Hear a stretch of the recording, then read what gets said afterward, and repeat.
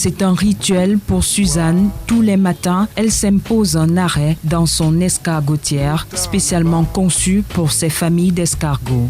Elle est l'une des rares hélicultrices de Dibombari dans le littoral Cameroun. L'activité qui au début n'était qu'un passe-temps est désormais un métier. Pour la domestication de ces calimaçons, Suzanne a essayé de reproduire à l'identique leur milieu naturel.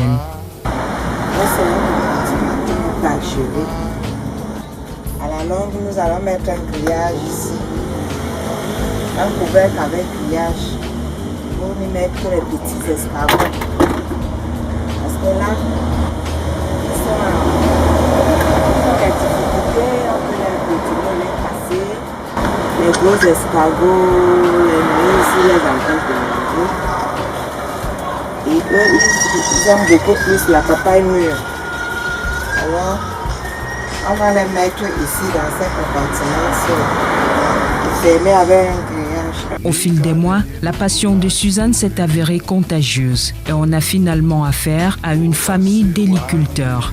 Parmi eux, des experts qui peuvent au premier regard différencier ces calimaçons. Entre les deux escargots, on a une différence. Celle-ci a un long derrière, par contre, celle-ci est courte. Et celle-ci ne se vend pas dans le marché. On lève juste pour son liquide. C'est tout ce qui est censé se son. Sa chair n'est pas mangeable à tout le monde, juste pour quelques personnes d'autres. C'est ça qui est plus dans le marché, que les gens adorent plus.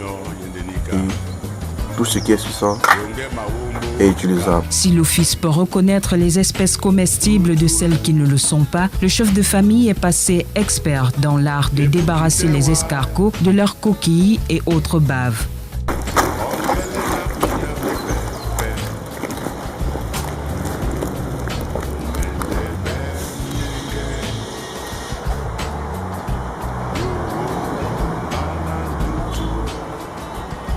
Un exercice qu'il peut répéter 2 à 3 fois la semaine pour les besoins de la clientèle, mais aussi régulièrement pour le plaisir des palais de sa famille.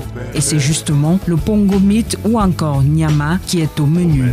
On ne recourt à aucune technologie moderne à l'étape de préparation.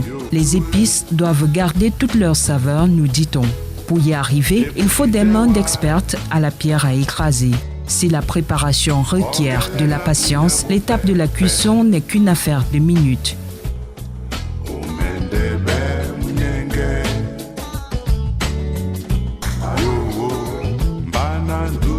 Les femmes de la famille nous l'avouent, la chair d'escargot aurait plus de saveur dégustée en famille.